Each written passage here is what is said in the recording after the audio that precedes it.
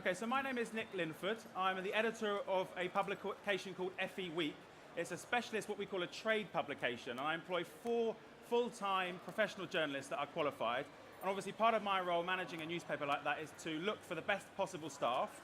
And of course we receive, as you would expect, I'm sure you've heard in journalism, we get a lot of CVs. It's a very popular profession to get involved in. So we've got a short amount of time. I'm here with my colleague Rebecca, who I'll introduce a bit more in a moment, who is one of my reporters for the newspaper.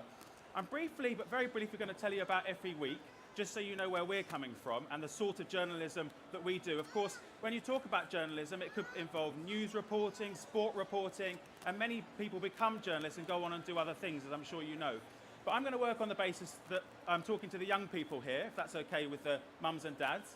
And you're thinking, what might you want to do? You're here to think about your future career. And I have to say, and you'll hear from a journalist, that journalism is an absolutely fantastic profession. It's very exciting. It's very creative. You must remember that. And it really does bring into play a huge range of skills. So I want to talk to you a bit about that and talk to you a bit about what you can do to put yourself in the best possible position if you were applying for journalism jobs, as Rebecca did about a year ago to come and work at FE Week. And then you'll hear a bit of her story, what she did, and what she did which made her particularly attractive to me as the employer, and then what she's now doing full-time for the newspaper. FE Week is an investigative newspaper. What does that mean? It means that we're looking for the latest news. We want to write about education and report stories before even the national papers do. Our readership are people from colleges, from people that do apprenticeships, the people that are talking to you here. We're telling them what's happening. This is our newspaper for this week, and we'll be sharing copies with you very shortly. And you can see the headline there, Whitehead's Bonfire of the Quals. So there's a policy at the moment that the government are looking at stripping away thousands of qualifications and making things a lot simpler. So what we call the splash is a big, you need to read this, and of course in journalism you're always thinking about who are you talking to? What's your market? So now that's all I want to say about FE Week for now, because you're here to find out, the young people here, what you can do to put yourself in the best position. And then again, from Rebecca, what sorts of things that she does. So what am I looking for? Over anything else, I'm looking that you really want to do it. And you can demonstrate that by writing and publishing your writing. And we're in a modern world, you can blog, you can tweet, but you're creating what we call that digital footprint. So when you're sending me your CV, I want to see, what have you done? I'm going to work on the basis that you've got your qualifications. I'm going to work on the basis that you are literate, all these important things that you would expect. But it's those experiences that show me not only that you can write, but that you are hungry for the story and that it's something you're going to enjoy. So I'm now going to introduce Rebecca, who is a reporter for FE Week, a superb reporter. You can read her stories online, of course. Everything goes online, and we'll talk about the digital side because this is a print publication as well. And we'll share copies with you, but we want you to focus on us just for the moment. You can take them away. So I'm going to introduce Rebecca, our reporter, and she'll tell you a bit about what she's done in the last 2 or 3 years, ranging from qualifications and work experience and other things, which led to me looking at her CV and interviewing her and saying, this is the reporter that is right for me. This is how she got her job. Rebecca. Okay, so I did do a degree in English and drama. I would say you probably don't need a degree to do journalism, and I think it's, with all things, it's entirely up to you. If you want to go off and go to university, go. It was absolutely right for me. It might not be the right choice for you. But what you will need is some kind of qualification in journalism, and it's not like being a vet where you legally need it to do the journalism, but because it's quite a competitive environment nowadays, you will need something. And there's a thing called the NCTJ, which is the National Council for the Training of Journalists. And I think this is one of the most respected qualifications you can do. And there are kind of different places around the country where you can do them. Some people will do them on journalism degrees at uni and do them through their degrees. Or I did a 16-week course down in Brighton, a 14-week course in Brighton, which is the shortest one you can do, and it's the most intensive. I'm not sure I'd recommend doing it as quickly as I did it, actually. If you've got the time, if you feel like you want to take a bit more time to do it, there are 18-week courses, or there are kind of courses that build in the work experience as you go along, so you can take up to a year to do them. So, I mean, again, look around the country. I think if you go to, I think it's nctj.com and have a look around at the courses they have available. So you'll cover things on their reporting, how to write a story, media law, which is quite important, how not to get sued, which we quite like. Shorthand is important, so you can take your notes sort of very, very quickly because you won't always be able to record them. What else did we do? You put together a portfolio, court reporting, that sort of thing, a lot of stories. So you go and get your qualification, but that 9 times out of 10, that probably isn't going to be enough. And what you're going to need to be doing is work experience. And even if you haven't done the NCTJ yet, or you haven't done the degree yet, it's worth writing into your local paper and saying, can I come and work for you for a week or 2 weeks? And you'll get to see what the experience is like of actually being a journalist. So I went and did, I don't turn down any opportunities is something I would say. If, I went and did Ask a Mum, which is the website for a couple of mother and baby magazines. It's not necessarily something I was interested in, but you get the experience of writing stories and putting them online and that kind of thing. I did Closer magazine, again, not necessarily something I'm completely interested in, but if you are, grab those opportunities, just whatever comes up. But local newspapers are very good. I did a week at or 2 weeks at the local newspaper in Brighton, and they have all sorts of things. I think local newspapers are very, very respected in journalism because you get all sorts of stories, you get all sorts of experiences. Everything from kind of, really nice stories about kind of village fates and things like that to kind of really quite tragic stories about people dying and things like that, which in a very cynical way, it's quite nice to build your portfolio up. So in terms of sort of my day-to-day kind of the things that I do on my job, obviously as Nick said, we're a trade publication, so we look particularly at the further education sector, so colleges, sixth forms, apprentices. So the sorts of things I would do would be speaking to PRs, so, and I mean that's another option if you are thinking about journalism as a career as a public relations person for an organisation. So I would speak to them and I would say, look, we've heard this about your organisation, or have you got any events coming up, or somebody's criticised you, what would you like to say in return? So I get a comment off them. I'd also ring people up and interview them and say, either if they're at the centre of a story, or if I'd like an expert to kind of, as an expert opinion, and then I'll kind of thread that together into a new story. I think interviewing people actually is one of the best bits of my job, just getting to talk to people. And we interview them, like I said, for a range of things. Sometimes it's for their life story. We do features like that, and they're great. You've got to like talking to people for this job, and that's a really nice bit of the job. And then there's the kind of slightly more dull, sitting in the office until late at night to finish the story. But again, you have to be interested in the writing. You have to enjoy the writing. So all that sort of thing. And as Nick said, proving you are interested in the writing through a blog. I would say don't just blog about your life day to day, went to see my mates, that kind of thing, because they can be quite dull, those sorts of blogs. Try and pick an angle of your life that's very interesting. So I quite like doing student theatre, so at uni I started to blog reviewing student theatre and stuff like that. So people blog about their part-time jobs or a particular interest they have. And again, you can use Twitter to promote yourself.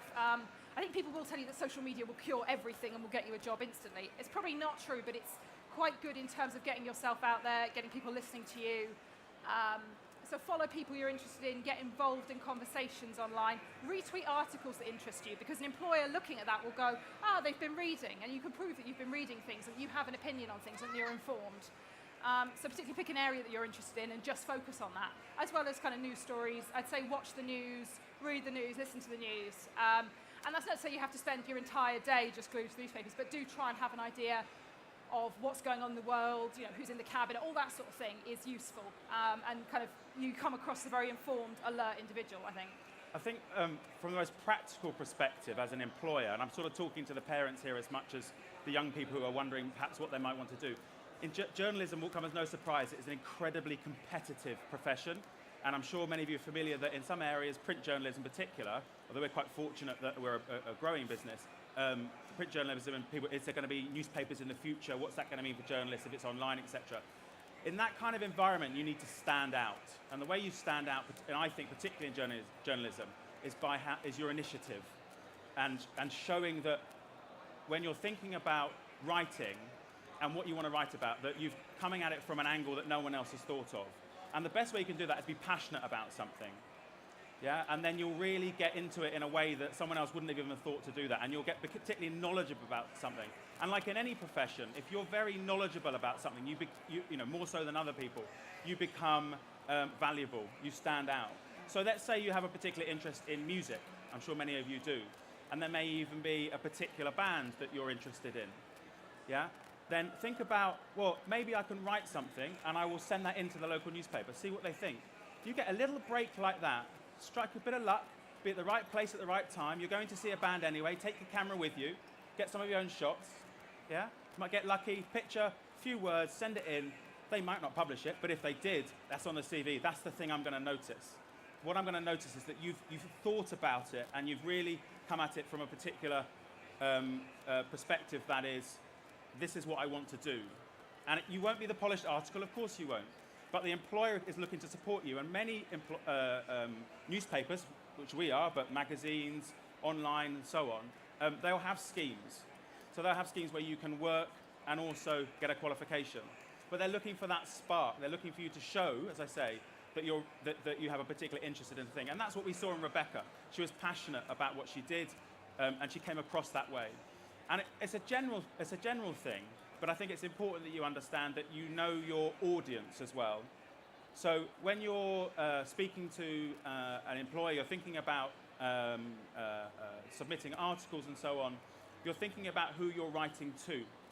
And the simplest thing you can do for many of you, I'm looking at the kind of many of the ages in front of me. Side of A4, ask the school if you can start a newsletter. Yeah? Create something. It's a very creative profession. And it will really give you that buzz. And it might be the thing, the hook, that you go, this is really what I want to do. And at the stage for many of you in your lives, you might be 12, 13, 14, 15, stage in your lives. And it was absolutely the case with me. I had to find that hook, and then I was away. And from a young age, you've got all those years before you start looking for work to really hone that experience on the job. So for me, university, student newspaper in Edinburgh, very good newspaper. I probably spent too much time on that and not doing my essays. Became the design person, became a sub-editor for the Press Association with my first job after university. And that was because I didn't wait to get the job or expect the job to start doing the work. The fantastic thing about journalism, unlike many of the other things here, is you can do it from your bedroom, from the computer in the study, from your phone to some extent. If you're at a venue and you're writing, you have messages. And that's really important, that you are out there experiencing these things from and understanding that what you're writing needs to come across like you understand it and you're passionate about it.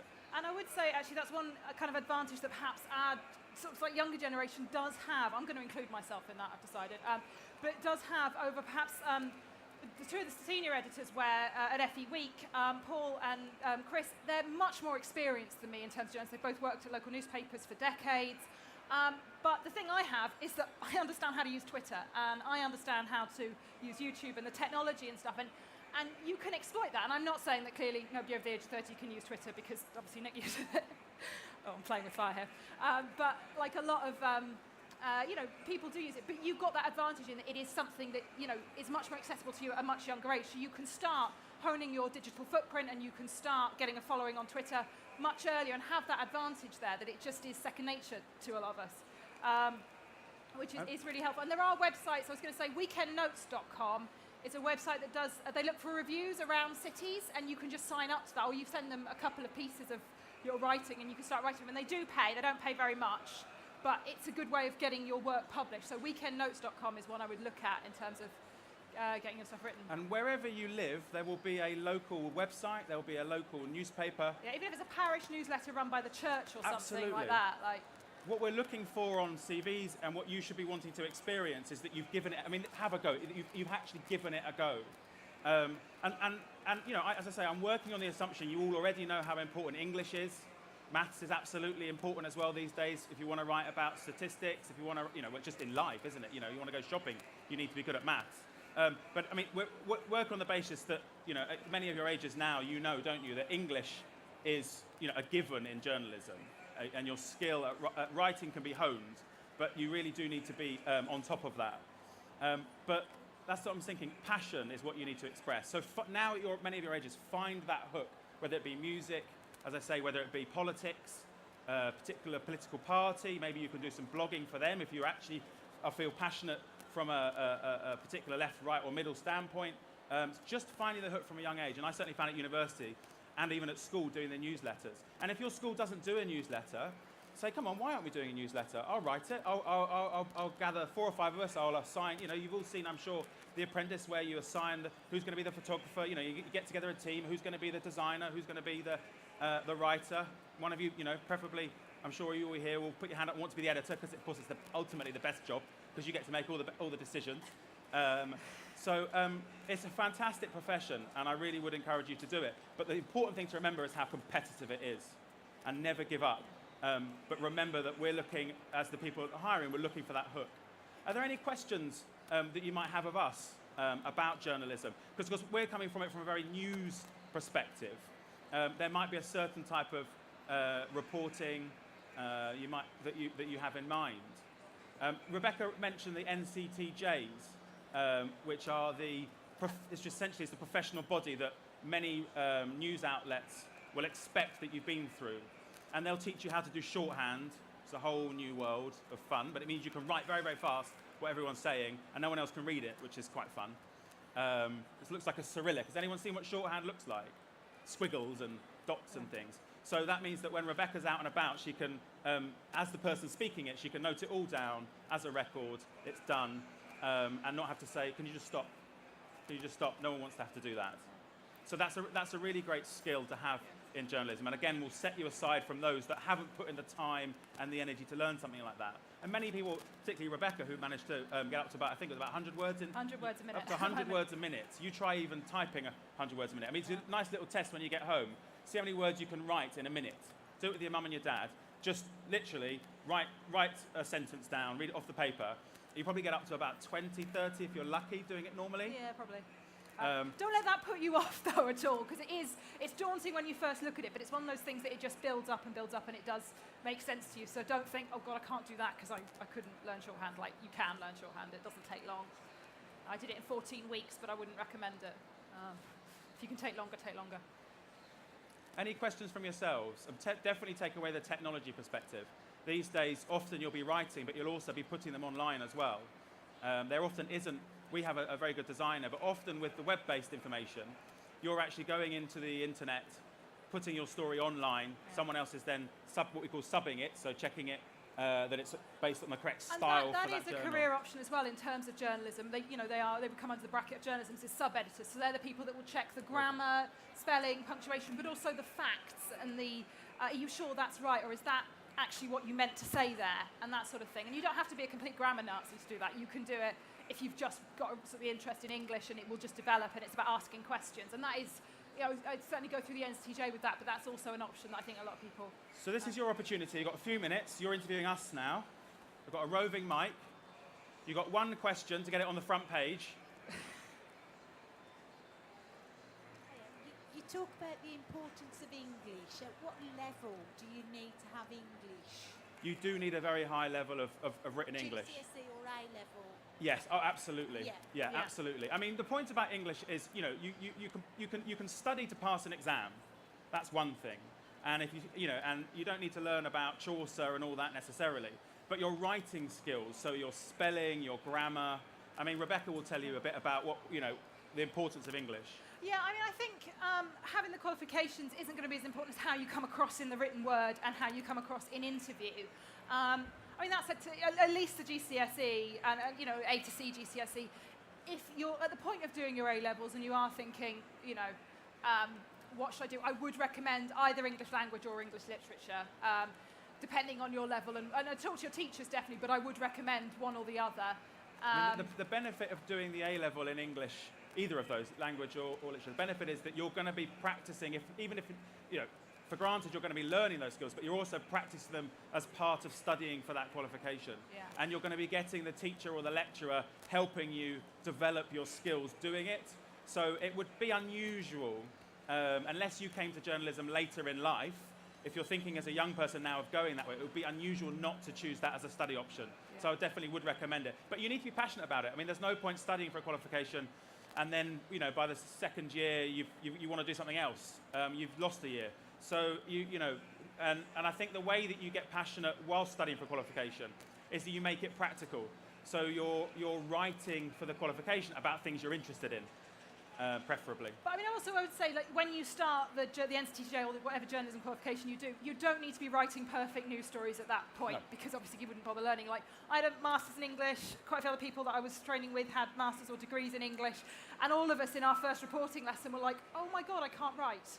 You know, the teacher was just tearing shreds out of these stories we'd written. So it is a process. It's a very technical process of learning how to build it up. But having that basic interest and knowledge and starting point will help you a lot, I would say.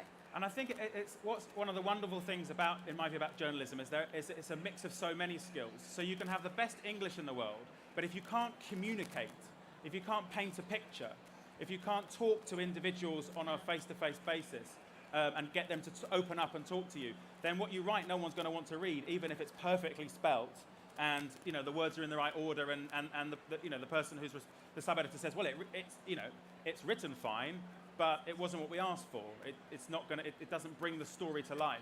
So it's a wonderful profession to have so many skills. I mean, I'm particularly interested in the design side, for example. So we're constantly thinking about how do you make the story visually appealing as well? What photo would go with that picture? So if you're interested in photography, photojournalism has become a profession in its own right. You're very attractive if you can actually go on your own to an event, take a picture and write the story. Saves money for the editor, right? Yeah? So you're always thinking all of the time about, as I say, what makes you stand out? You can take the pictures, you can write the story, you can put it on the web, you can tweet about it. You're going to be remembered by... Photoshop is a good one as well. If you've got access to Photoshop, learn how to use that. I don't know how to use it, and I wish I did. And I know from my own experience that the only way you really learn these is by doing them. And you can do it tonight. You can go home on your computer. I would imagine most of you, if not all of you, have got one. You've probably got Word, yeah, Microsoft Word. You can put pictures in that. You can do boxes and type into them. You don't need the latest software to create a basic newsletter. There are templates there. And that will and once you start feeling like you're publishing, even if you're just publishing for yourself and sharing it with family and friends, that's really rewarding, I think. And that's what gave me the buzz and took it on to university and then forward from there. Any other questions? From a young person even? Yes, fantastic. We'll just wait for the microphone so everyone can hear you. No pressure.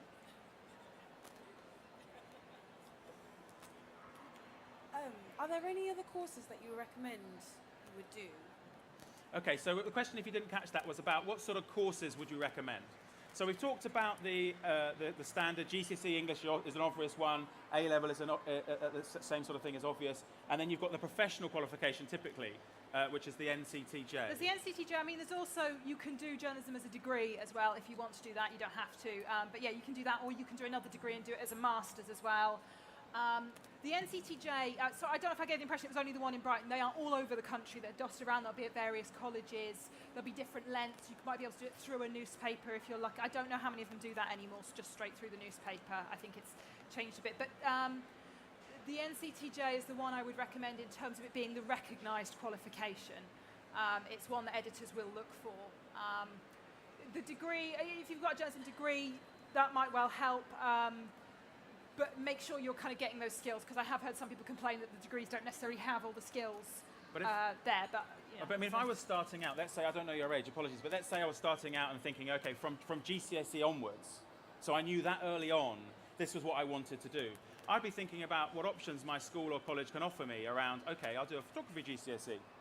Yeah, because I'm gonna take nice pictures. It's something that I'm going to have on my CV. I want to do, and that's all part of the journalism world now. I'd certainly do something around IT. Yeah, so we're talking IT from the perspective of, many of you know it already, but you'll have an opportunity to do projects on these courses. So you can design websites, and what you're doing is you're building up what we call the portfolio. So when I'm receiving CVs, you've got all the experience, and I can see your portfolio. With those two things, we're off. And you've got yourself, a really exciting profession and a career. And that's one of the great things I think about journalism, is it is a profession. There are so many things you can go on and do at any level, and ultimately management. You can run a newspaper, you can become the next Rupert Murdoch. I don't think you want to do that. Probably talking more to the mums and dads here on that front.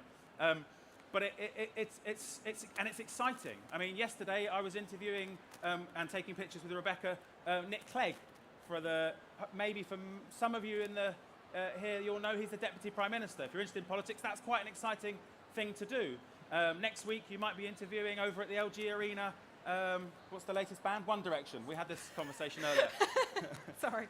So, and you never quite know what you're doing from one week to the next, which is stressful, but also incredibly exciting. You won't be bored if you found your passion, and many people find it in journalism. I would certainly recommend it as being a really, really exciting career. Yeah. Oh, also, I wouldn't say you don't need to do a degree to do the NCTJ. Just Absolutely not. You can go off and do that at, I think 16, 18, I would do it at 18 after your A-levels. But yeah, do try and get that work experience, write to a local newspaper, write to any publications near you, websites and that sort of thing. The traditional route to journalism has always been on the job in work. So you would join us, you would be sending in your CVs, don't wait for the advert, send in your CVs to the local newspaper and say, I want to do work experience. I want to do what they often call an internship. And then you get to know the people there and they say, we like you, you like us, you're hardworking, you've shown initiative, you're really interested in what you're doing, we're going to invest in you. That's what you're looking for. You're looking for an employer that's going to say, we'll get you the qualifications on the job. Because most professional journalism qualifications, you need a real portfolio. It's where you're actually publishing. And so you need to get that employer to put the trust in you and say, we'll invest in you because you've shown your initiative. You haven't waited. Yeah? The employers won't wait for you. You've got to show them that you're hungry for it. We talk about hunger in journalism a lot. You've got to really want it. It's got to be something that as we use that passion word again, it's so important. Any other? We're wrapping up now. Okay. Well, listen, I really hope that's been useful too. We have some copies of the paper at the front. We've been handing them out today. They've been so popular. We haven't got a huge number of them, but I think they're still handing them out at the front. But this is our newspaper. As you'll see, lots of photos from the event here. We were publishing on Saturday. We're in production at the moment. It's a weekly newspaper.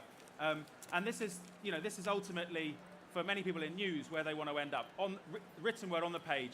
Thousands and thousands of people every day reading what you've written. It really is quite exciting. So I wish you all the best of the luck in the world. I'd like to thank you for joining us this afternoon for this session. And may see you online soon. Yeah, the other thing I would say is, the great thing about Twitter as well is that lots of people are much more accessible than they used to be. Get in touch. Yeah, do feel free to get in touch with me or Nick or other journalists. If you like their work or if you like what they do, tweet at them and be like, how did you get where you are? And if some you're of in them London, will help you. And if we're based in London. If you're in London, any of you, drop us a CV. Come and do a bit of work for us. We have an internship program as well. So may hear from some of you. Have a great day. Thank you very much. Best of luck.